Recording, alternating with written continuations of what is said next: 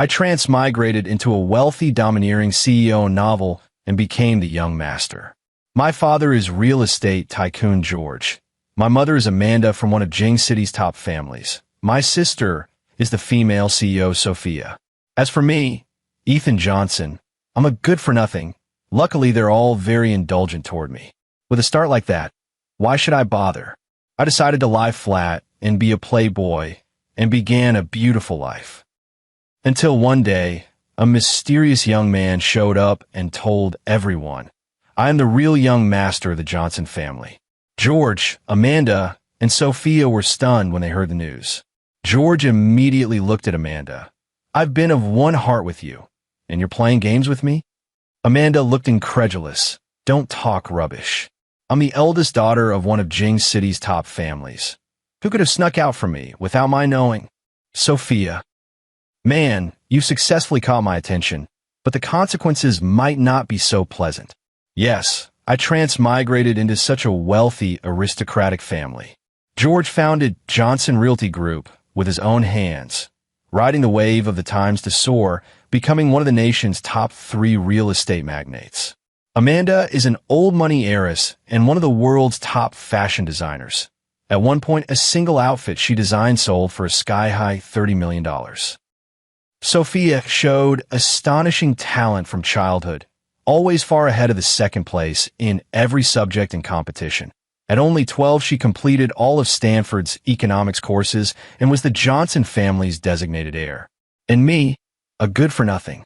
I once thought about fighting for it, but harsh reality told me being a useless second-generation rich is fine.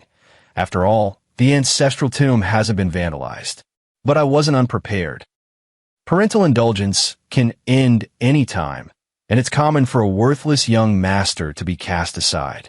Over the years, I've secretly saved $50 million, so even if they kicked me out now, I could live comfortably. Dylan Carter's expression was calm, his manner devoid of fear. Ethan is fake. I'm the real young master of the Johnson family. The delivery room doctor, Emily Clark, can testify I was switched at birth. Mr. George M.S. Amanda, these years I lived alone in hardship, living off scraps and heaps of garbage, barely surviving for more than a decade. Don't you feel any pity? Ethan has occupied my place and enjoyed it for so many years. Don't you feel even the slightest bit of guilt? George looked embarrassed and turned to Amanda. Where's Dr. Emily from the delivery room? Amanda, how would I know? I was in so much pain, I nearly died. Who has the energy to care about that? Sophia quickly shook her head. Don't look at me. I was studying economics at Stanford at that time. I felt like I was sitting on pins and needles. Years of watching mindless shore dramas had taught me that when a real young master comes home, a young master whose identity I don't care about being true or not will be tormented half to death. Slaps, confinement, that's standard, and his life might even be at risk. I decided immediately run. After all, I came here by transmigration, and I already had quite a bit of money. One shouldn't be too greedy. Dylan didn't look pleased. He pointed at me. Mr. George, Ms. Amanda, Miss Sophia, look, in terms of appearance or intelligence, does Ethan look anything like you? Everyone looked awkward. It was the truth. George was handsome. Amanda had star quality. Sophia had perfectly inherited their looks and talents. A pure yet sultry female boss type.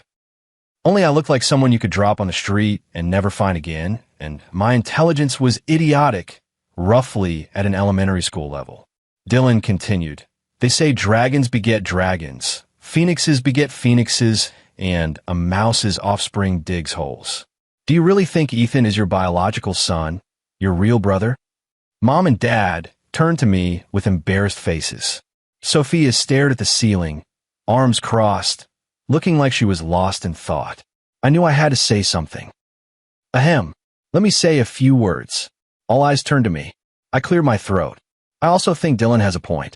Since he's come to us, this fake young master who usurped the seat should naturally step aside. George, Amanda, and Sophia were stunned. Ethan, don't be ridiculous. I know whose child you are. But Dylan looked excited. See, he admitted it himself. Mr. George, Ms. Amanda, you have no idea how much I've missed you over the years. My eyes gleamed as I shifted tone. But it'll cost extra. Give me $50 million and I'll leave immediately, go far away, and never show up in front of you again. How about that? I looked at Dylan. Hesitation appeared on his face. Obviously, he thought the money was his, but if it could get me out of the way, the price wasn't unacceptable. Fine, then you leave the country. George shouted angrily with a stern face. Shut up. Who gave you the right to speak? Even if Ethan isn't my biological son, I've raised him for so many years and have feelings for him. The Johnson family is big and powerful. Are we short one paycheck? After speaking, he muttered softly. This kid, Ethan, teamed up with an outsider to cheat my money again? Amanda immediately shifted the blame. George, Ethan is definitely my son. Dylan, are you your secret child on the side? Sophia sighed softly. How interesting. All right. It seems the family still has some feelings for me, so I have to give up on the money. Dylan panicked at once. If you don't believe me, we could do a paternity test. After he said that, the housekeeper Linda Reed, who had been standing nearby, exchanged a look with Dylan and began to agree. That's right, Mr. George, Ms. Amanda, Miss Sophia, do the paternity test and the truth will be revealed. But George and Amanda didn't seem very bothered. I have a meeting this afternoon. Let me know when there's a result, George said, tossed out that line, and climbed into his Rolls Royce and left. I have plans to play a couple of rounds with friends this afternoon, Amanda said, clicking her heels and walking away. Sophia didn't say a word. She just gave Dylan a cold glance and drove her Porsche straight to the company. Now, it was Dylan's turn to feel awkward. The script wasn't playing out the way he imagined. When the real young master comes home, shouldn't the family be excited and thrilled? At the very least, they should accompany him to complete the paternity test and confirm his identity. I smiled at him, knowing he had overestimated himself. A great family like the Johnsons values the heir's talent above all. Sophia was virtually unrivaled and could lead the Johnsons to new heights. Even if many illegitimate children popped up, the Johnsons would at most give them a status and some money. Dylan's earlier words only proved how far his intelligence was from Sophia's. If it had been Sophia speaking, everything would have been settled the moment she opened her mouth. The Johnsons have their own private hospital. Hearing that the real young master had come to seek his family, they didn't take any chances and produced the test results as quickly as possible. The result was surprising. Dylan and George were indeed related by blood. When the news reached George, he merely replied with HM. Amanda sent a string of question marks. Really an illegitimate child? Sophia read it and didn't respond. Only Dylan looked ecstatic, clutching the paternity report and loudly declaring, You all see? I'm the real young master of the Johnson family. Unfortunately, in the vast, empty villa of over 1,000 square meters, no one answered him. Only housekeeper Linda and butler Robert Davis stood respectfully by his side. Where's Mr. George? Dylan asked.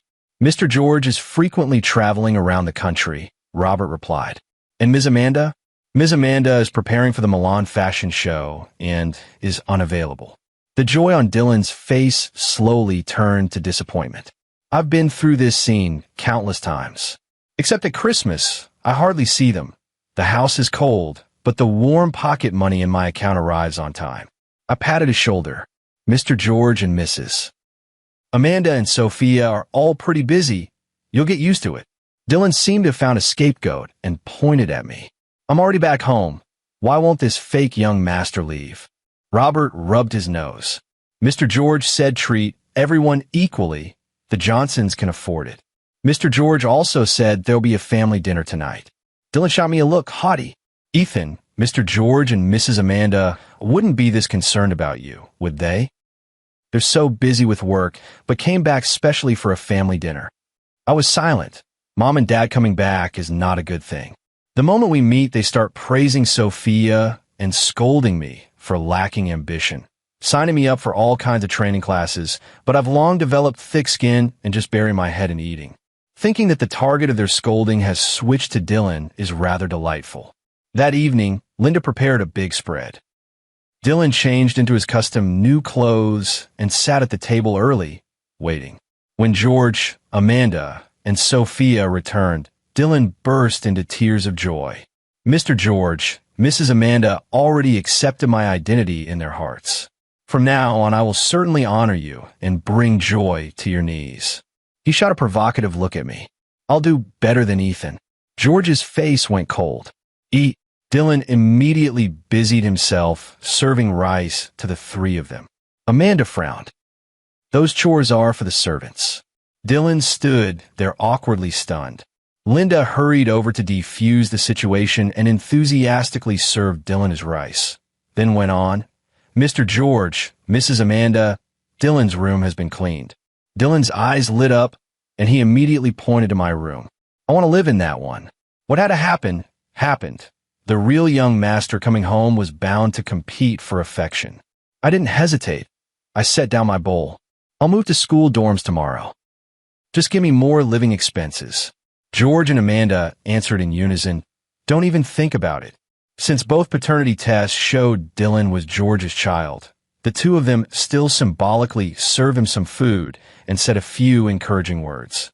Dylan was so moved he almost cried. Is this what having a family feels like?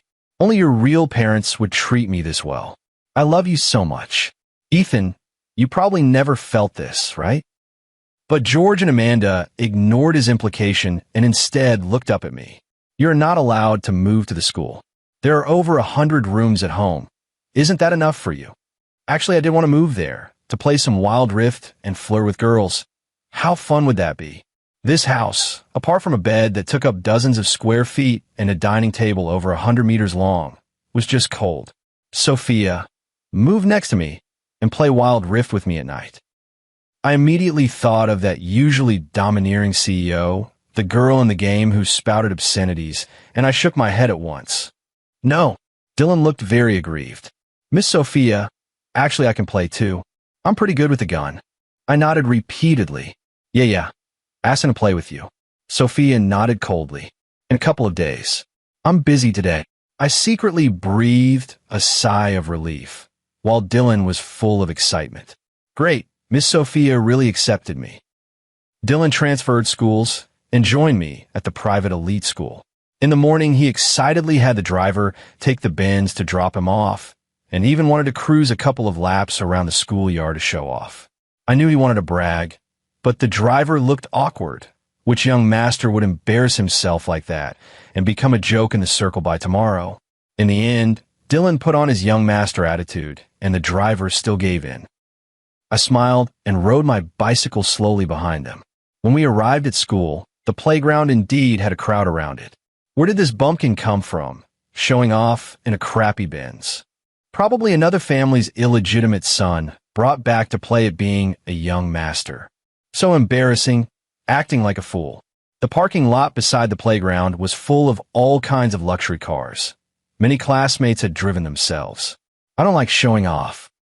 I chose an old Benz that George used to ditch when he started his business for my school car, and George and Amanda praised me a few times for it. But isn't it fine that I secretly saved the money to buy a car? People who can get into this school aren't that narrow-minded. This is embarrassing to the core. Dylan got out of the car with his face beet red, wishing he could crawl into a crack in the ground. After glowering at me fiercely, he grabbed his backpack and went into the classroom. My friend Jake Wilson sidled over and asked, "Is it your brother?" I could only nod helplessly. Jake patted my shoulder. "From now on, your house is run by Miss Sophia anyway. Don't worry about it." "Stay at my place," he said. My dad's illegitimate little brother insisted on taking my brother's power, so he was shipped off to the Philippines to mine a spot. Heard they chopped off one of his hands. I laughed and thought, climbing up comes with a price, but loafing like me makes life comfortable. At the morning class meeting, the homeroom teacher announced Dylan's addition. "This is Dylan Carter of the Johnson family. Let's welcome him." The room was surprisingly quiet. Only a few people glanced up, then went back to their own things. Dylan, however, seemed pumped. "I will study hard, integrate into this big family, and bring honor to the class," he said, looking up at me with a provocative glint in his eyes. "I will definitely surpass Ethan. The students below reacted as if they'd heard the joke of the century, bursting into uproarious laughter. Many even cried from laughing. Dylan clenched his fists. "What are you laughing at?" someone called. "Ethan comes in last every time. If you get second to last, that's already surpassing him," another joked. I waved my hand. I wasn't embarrassed at all. Being dead last was habit. My face thicker than a city wall. Dylan's face flushed. He stared at me intently. "Just wait. I'll do better than you for sure." A month passed quickly, and the monthly exam results came out. I was still dead last, and Dylan scored 2 points higher than me, landing second to last. The homeroom teacher stood on stage, smiling as he announced the results, then looked at Dylan. Dylan did keep his promise, he said, prompting another burst of laughter from below.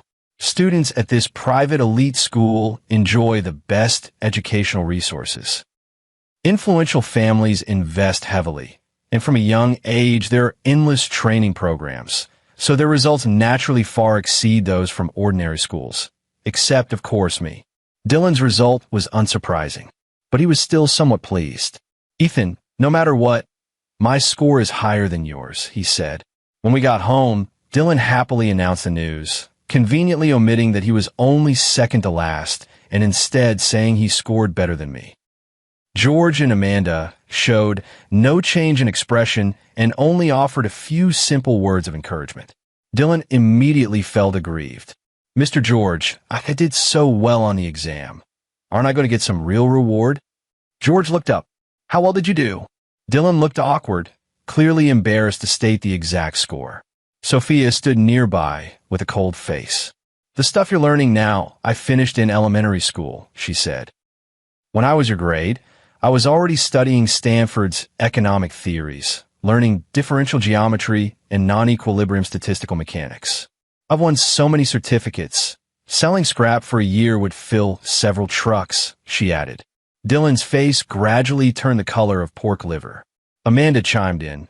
"When Sophia gets first place, I usually reward her with new test papers, new courses, or signing her up for a new training class." She glanced at Dylan. "We always treat the kids equally. Want something? Pick one or several. I know many renowned teachers." Dylan shook his head in wavering waves. "No, it's fine." Sophia sneered at him, then finally stretched and revealed an alluring curve. Dylan was stunned for a moment, until Sophia's razor-sharp gaze swept over him, and he lowered his head. Dylan still felt aggrieved, pointing at me and saying, "Then why doesn't Ethan study?" I waved my hand, "Because I'm a loser." George, Amanda, and Sophia nodded in agreement. They had long given up on my intelligence and didn't want to try anymore. Once they hadn't planned on cultivating me either, they hired the best teachers. The math teacher, after arguing over a complex problem, developed intracranial hypertension the next day and was admitted to the ICU. They hired a German tutor. After a semester, I only learned one sentence. Damn it. They hired a French native teacher, and I often couldn't even find which page she'd reached. After 3 years, I still hadn't learned 10 words. After weighing everything, they completely lost hope. Hearing me call myself a loser, Dylan's sinking heart stirred again. "Ethan is a loser, but I'm not. I want to study hard to ease Mr. George, Ms. Amanda, and Miss Sophia's worries and take on the responsibilities of a Johnson family man." Sophia bluntly asked, "Trying for the inheritance?" Dylan immediately protested. "I wouldn't. I just want to prove I'm not a loser. I can't just loaf around waiting to die like Ethan, can I? Mr. George, I will become a man like you, upright and capable, and lead the Johnson family to greater heights," Dylan declared with righteous zeal. I almost couldn't hide my laughter. Sophia frowned, her gaze cold as a knife as she looked at him. "Want to be the heir?" Dylan shook his head again to show he didn't mean that. Amanda glanced at George and cautiously suggested, "A child having ambition is good. Shall we try again?" George nodded. "I have no objections." Sophia beside him said, "This one isn't that impressive and not obedient." "Linda, Robert, arrange it for him," they quickly instructed. "Arrange it according to the Johnson family heir standards."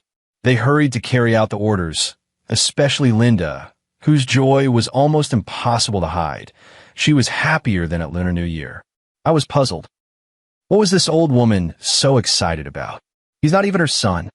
Dylan strutted past me proudly, like a triumphant rooster. I silently wished him well and hoped he could hold out. There's a saying that's always circulated in wealthy families. Lay low and you'll live richly. Make a fuss and your fortune ends. I've always treated it as doctrine, but Dylan chose the latter. The next day, Robert arranged a schedule for him. Besides the normal schoolwork, classes ended at 5 in the afternoon. At 6, he studied German. At 7, he trained in elite mathematical thinking. At 8, he learned etiquette for mingling with the wealthy. At 9, he learned equestrianism. At 10, he studied economic theory. And until 1 in the morning, he still had physical training. After that, every day he squeezed in time to read biographies and study classics at home and abroad, like The Rise of Rome and Strategies of Emperors, with dedicated teachers responsible for testing and instruction. He slept 5 hours a day. The schedule was packed with no second wasted. Dylan stared at the test papers and books taller than he was and almost had a breakdown. No one had ever told him being a rich family's young master required so much homework. Robert comforted him from the side. "Mr. Dylan, you're already older now. You must speed up to catch up with your peers. These teachers are top experts in their fields, all specially arranged by Mr. George." "Wait, why do I have to learn German? I'm American," Dylan asked, trembling but unwilling to give up. Robert held a folder and replied calmly, "These are all things a rich family's young master must learn. One must be top in every field." He added, "Miss Sophia finished all this before she was 8. You're 15 now. You're far behind. This is the streamlined, compulsory curriculum." He finally understood the gap between himself at school and those real aristocratic youngsters. The second-to-last grades were clearly because I was firmly occupying last place. "Then why doesn't Ethan study?" Dylan asked resentfully, pointing at me. "Mr. Ethan voluntarily gave up the heir qualification," Robert said calmly. I patted his shoulder and tentatively asked, "How about you come hang out with me?" He pushed me away with disdain, gritted his teeth, and said fiercely, "I will study hard and become Mr. George and Mrs. Amanda's pride." Huh. Good intentions rewarded with contempt. Linda came out carrying a bowl of nutritional supplements. "Mr. Dylan, this was specially prescribed for you by the nutritionist. You must drink it to keep up with your body's needs." Dylan stared at the colorful mess in the bowl and gagged. It tasted awful, and he had to take it every day. In the end, he forced himself to swallow it, holding back his nausea. I hugged my phone, kept playing games, and ate snacks. Dylan glanced at me with envy, his face torn between hesitation and struggle. But in the end, he plunged head first into the stacks of books. To become a true young master, Dylan really showed determination.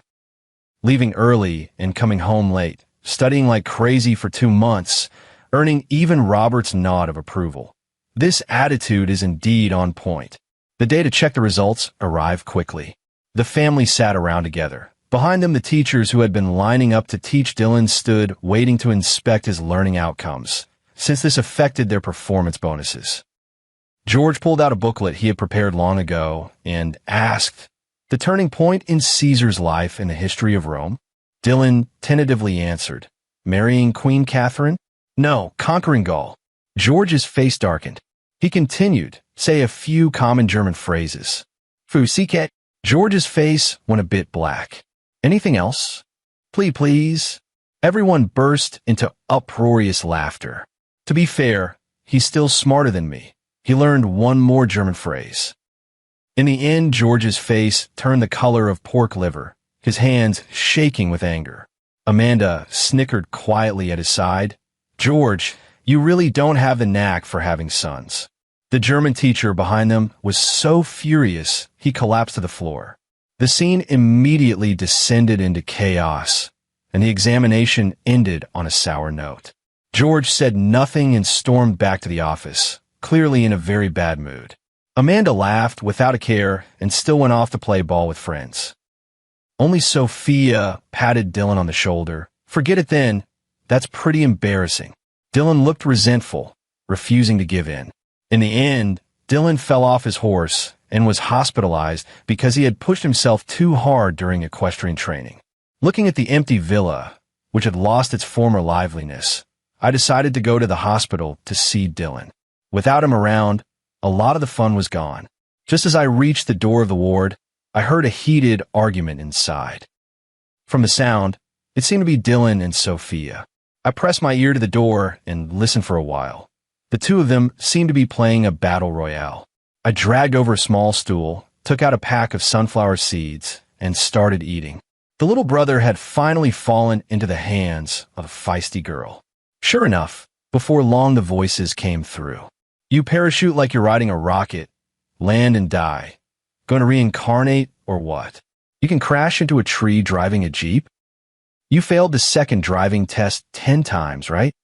Are you holding some kind of solo parade in your own little silent city? Dylan protested. I didn't, then shoot. I didn't see anyone in just 10 or 15 minutes. Dylan's entire ancestry was insulted. He wailed and logged off in the end. In that short time, the two of them had already parachuted more than 20 times, and the phrase heard most in the game chat was, "Save me." Truly both bad and addicted to playing. But after roasting Dylan, surely they wouldn't insult me too, right? Bracing myself, I was about to push the door open when George and Amanda showed up. The two exchanged a look and saw Sophia storm out of the bed, her face ashen, and get into the elevator without a word. I smothered a laugh. Dylan on the bed was flushed, whether from anger or illness, I couldn't tell. Seeing George and Amanda, his eyes reddened and he began to cry out his grievances. Mr. George MS. Amanda, I'm in so much pain. I'm so tired. George put his hands in his pockets, looking like a cold, domineering CEO. This? You still want to be the heir? Amanda patted his shoulder with a little motherly care, but not much. Being a good-for-nothing is fine too. Look at your brother Ethan. George cleared his throat twice. You chose this path yourself, so kneel and finish it. You took an oath yourself. Do you want to take it back? Dylan's expression looked like he was about to crap himself, uncomfortable, a bit aggrieved, but almost smiling. A fierce unwillingness showed in his eyes. He slowly clenched his fist. I definitely will not let Mr. George and Ms. Amanda down. I will definitely do better than Ethan. Sigh, this kid still hasn't figured out who the enemy is. Do like repel like? I could only step forward and pat him consolingly. Don't hop around so much, you'll pop a hemorrhoid. Dylan's body suddenly froze. His legs clamped the blanket tight, and his face gradually flushed crimson. The white bedsheet was soon stained red, mixed with a foul stench. George and Amanda waved their hands and couldn't help covering their mouths and noses, then bolted out the door.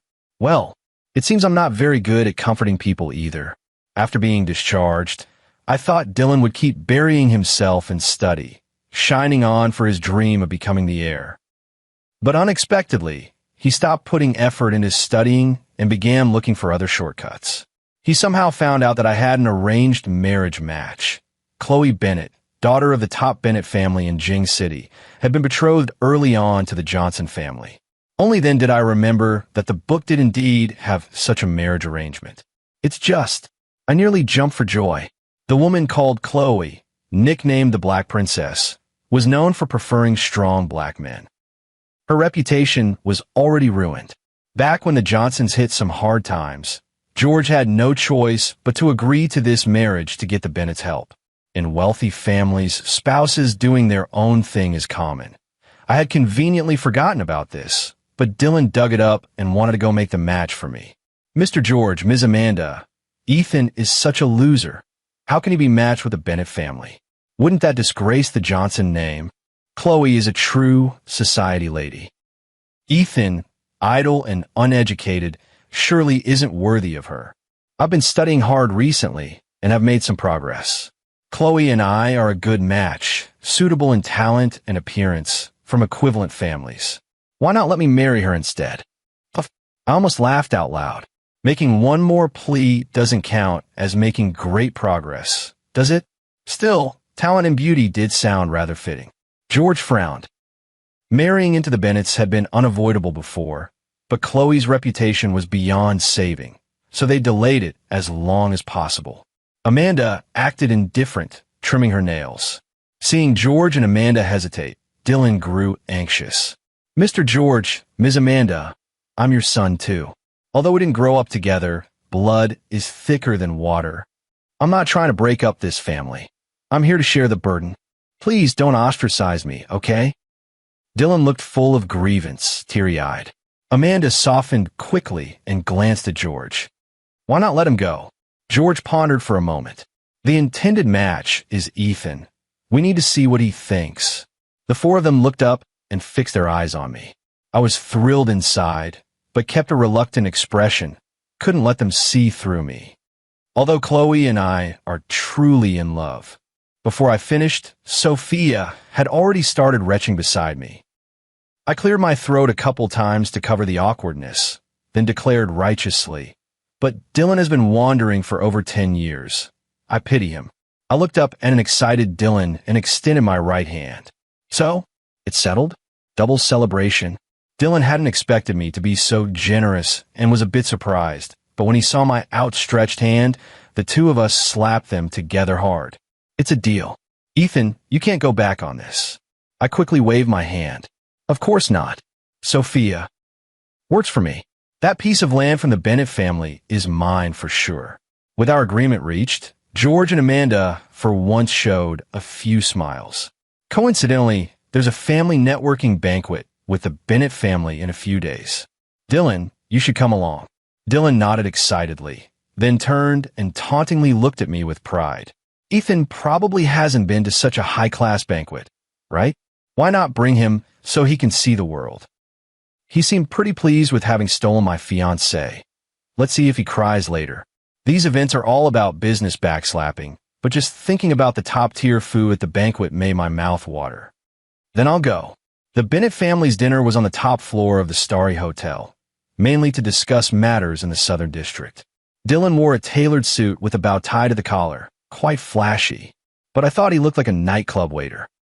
The dinner began quickly, and I finally saw the fiancée I'd never met before, Chloe.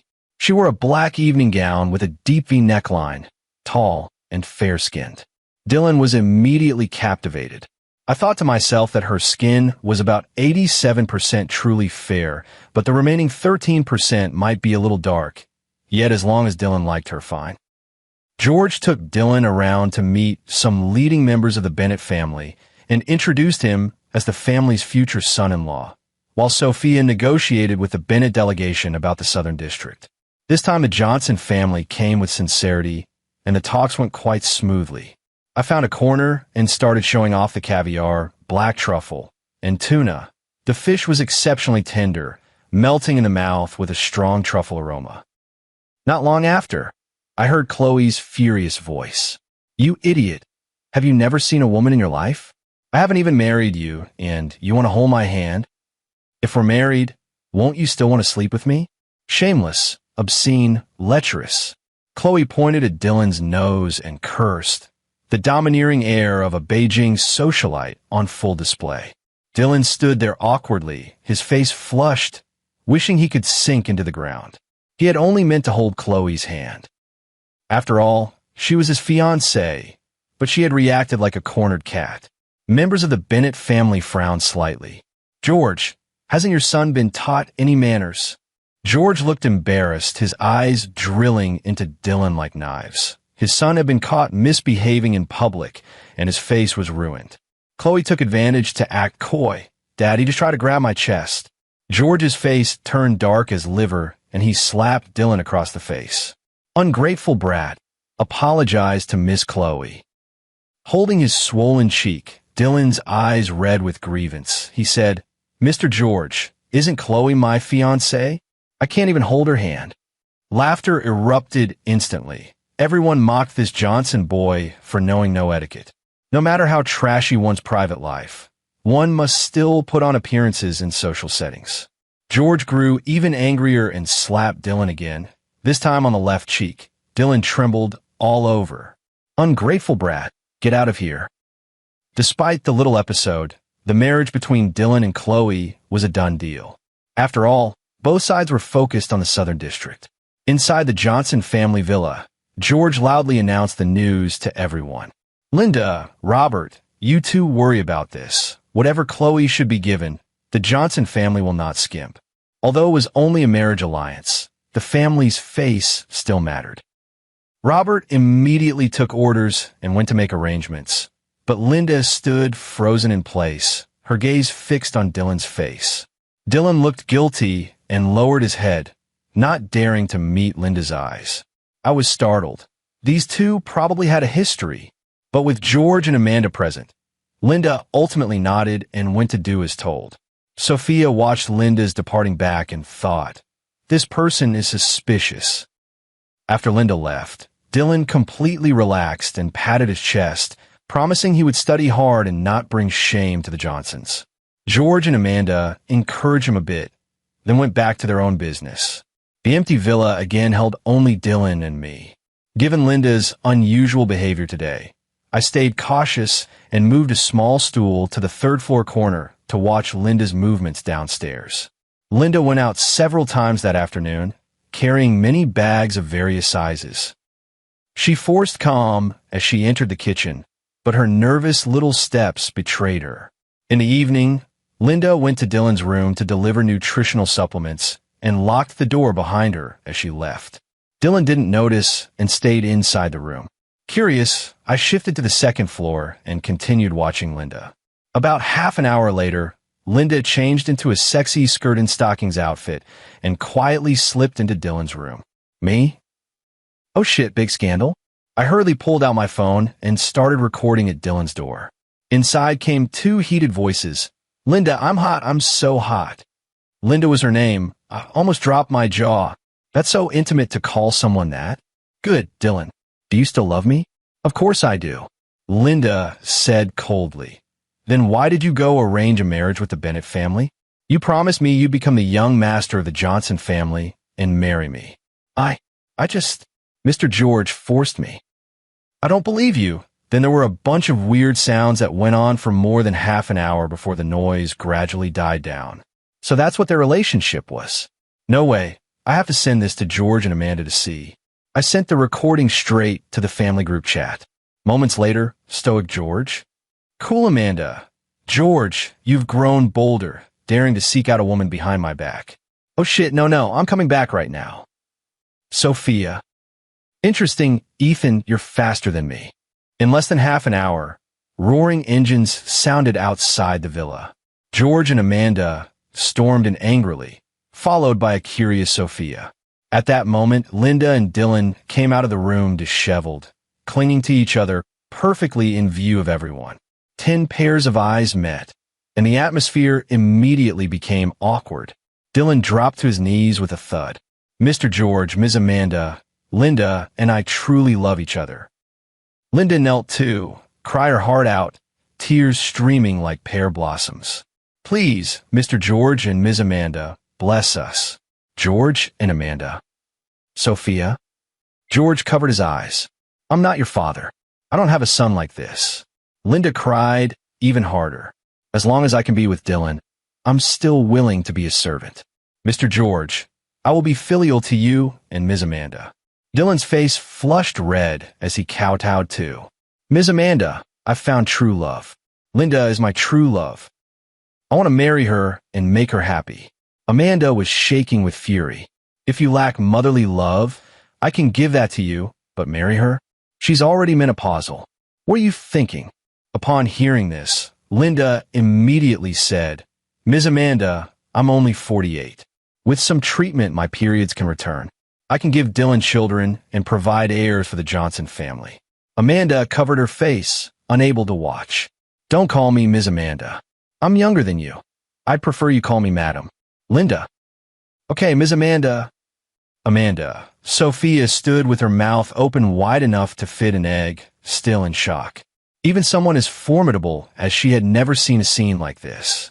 George grabbed Dylan and shouted, "What kind of love potion did you drink? She could be your grandmother. You want to marry her? What about Chloe?" Dylan complained, "Let Ethan marry her then. We already agreed earlier he'd." George snapped, "You think this is child's play, that you can just swap it, Will?" Your name has already been sent to the Bennett family. Dylan, tasting success, tightened his grip on Linda's hand, face full of insistence. I only beg Mr. George and Ms. Amanda to make this happen. George's temper flared even more. I'll be your M. Get out, get out. I never want to see you again. George spat, kicking Dylan several times like an enraged lion. The two were forced to crawl away with their tails between their legs. George smashed whatever he could and howled at the sky. What a sin. The Johnson family's face is ruined. Amanda was embarrassingly red. She had thought Dylan came to fight over the inheritance, but instead he had brought a huge mess. Only then did Sophia come back to her senses, grabbed her bag, and walked out the door. I will definitely investigate Linda's identity. I leaned against the second-floor railing and let out a long, heavy sigh. Has Dylan lost his mind? He dragged Linda out of the house, holding her hand tight like a couple in a passionate romance. Or was he drugged?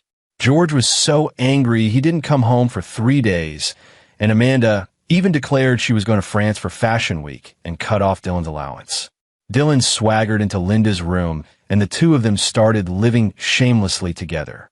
Maybe feeling guilty for angering George and Amanda, Dylan began to take initiative to make amends. He messaged Amanda on WeChat. MS. Amanda, I know you're the world's top fashion designer. I turned your achievements into a 30,000-word essay and made a video for the internet. I believe it will greatly help your fashion week. As a result, Amanda's latest original designs were leaked in that video. Competitors copied them verbatim, rushed to produce the final pieces, and accused Amanda of plagiarism. Her reputation was ruined. The crown of world-class designer slipped off, and Fashion Week was canceled. He organized George's study, sorting the old files in those cabinets into neat categories. Mr. George, I know you're still angry.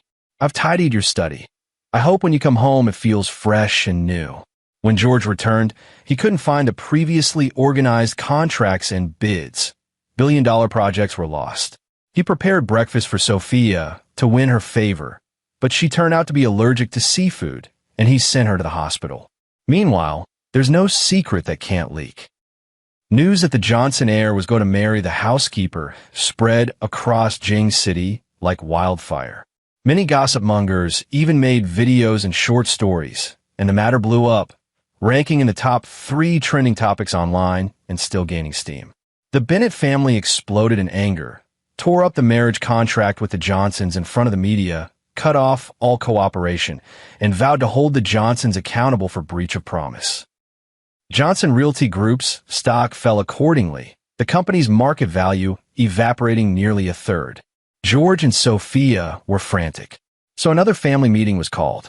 The last family meeting was when Dylan acknowledged kin. This one was specifically aimed at Dylan again.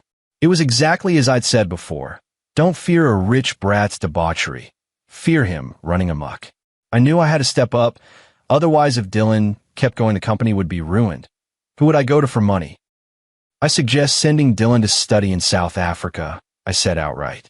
George, Amanda, and Sophia all nodded in agreement. Not bad. South Africa's a good place. I have friends there who mine for gold. There are plenty of beautiful women there. Between the lines, they all insisted on sending Dylan away, whether he agreed or not. Dylan immediately felt wronged. You're going to drive me out? I'm your biological son. George, with earnest concern, said, that place is nice. The black girls are warm and generous. Won't give you a hard time. What about Ethan? What has he contributed to this family? Why don't you send him away? Dylan pointed at me accusingly. Amanda looked astonished. Exactly because he hasn't contributed anything can he stay. Sophia said coldly, Ethan is my brother. Who the hell are you? Dylan cried. I'm the real young master. Shouldn't Ethan be the one sent away? George waved his hand. We didn't kick you out, and the Johnsons aren't short of a bowl of rice. George looked at me. Ethan has been turned into a good-for-nothing over the years. If we throw him out, what if he starves to death out there? Amanda nodded repeatedly. Right. He doesn't even know how to cook. He'd starve. Sophia added, I could use a gaming buddy too. I felt my eyes grow a little wet. I was somewhat moved. Even though I lazed through life, my family still showed me a little care. I knew clearly, though, that the Johnson family's heir had already been decided. No matter how much I made a fuss, I'd just be a playboy young master at best, maybe allowed to handle some fringe assets, working myself to exhaustion while having to act according to Sophia's mood, all while they guarded against me seizing power and fighting over the inheritance. It was more comfortable to loaf and wait to die. Dylan still hadn't seen through it. With Dylan settled, everyone's eyes turned to the nanny Linda nearby. Sophia slapped a stack of documents on the table and asked coldly, "Linda Reed, you've infiltrated the Johnson family for 20 years. I've investigated everything you've done down to the last detail." Linda fell to her knees with a thud. "Mr. George, Ms. Amanda, Miss Sophia, I did all of this for Dylan because I love him." Sophia sneered at the melodrama and instead slapped the evidence in her face. "Over the years, you used your position to steal my family's valuables and jewelry totaling $3 million and embezzled over $1 million meant for groceries and other purchases. That money is enough to sentence you to 30 years. Tell me, what did you do with all that money? If you return it, I might consider not calling the police." Linda's body shook like a sieve. I gave it all to Dylan." Dylan immediately shouted, "Don't talk nonsense. When have I ever taken your money?" Hearing Dylan's irresponsible words, Linda's heart broke. She said aggrievedly, "I gave you everything, and you say things like that. Doesn't your conscience hurt? If I hadn't helped you back then, could you even have set foot in the Johnson family?" Dylan's face visibly darkened, and he slapped Linda across the face. "Old hag, shut up." Stunned by the rebuke, Linda looked incredulous. "What did you call me? Old hag? You were calling me sweetie last night."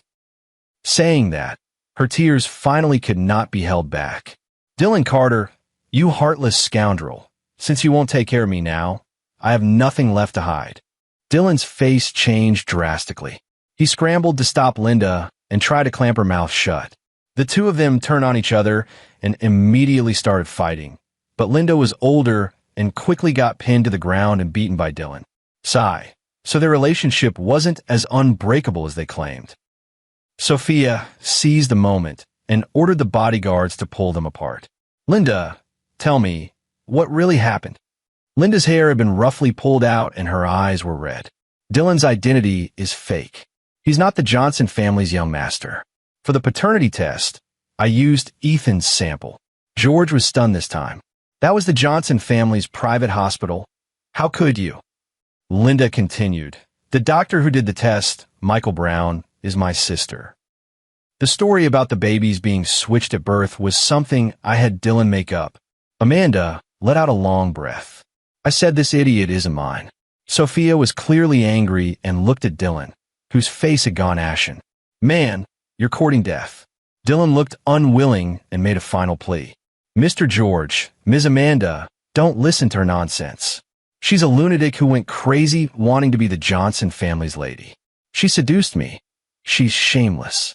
I was just momentarily confused." He knelt and pounded his head on the floor, begging, "Mr. George, Ms. Amanda, I'll listen to you from now on. I'll study in South Africa. Please don't abandon me."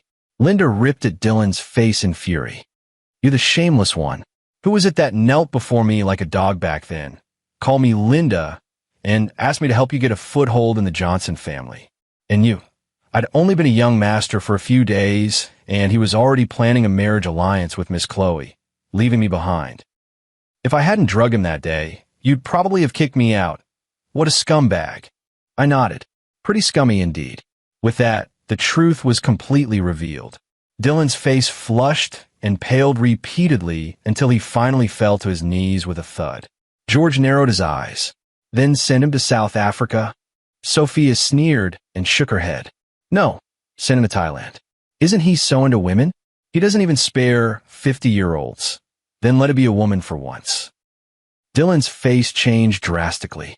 "No," but the bodyguards surged forward, had already hauled him up and dragged him out. Linda cursed from his side. "You rotten scumbag, castrate him well." Sophia smiled brightly at Linda. "Your turn. Linda's expression changed. She was about to beg, but a quick-handed guard stuffed a filthy rag into her mouth and then dragged her away. With that, peace returned to the world. I planned to slip out the back door, but Sophia blocked me. "Where do you think you're going?" Amanda turned to look at me, showing a tenderness I had never seen before. "Ethan, your mother never doubted you." George said, "Don't think I don't know you secretly hid $50 million trying to run. You can spend money, just don't make a mess," I sighed. It seemed this useless young master life would have to continue.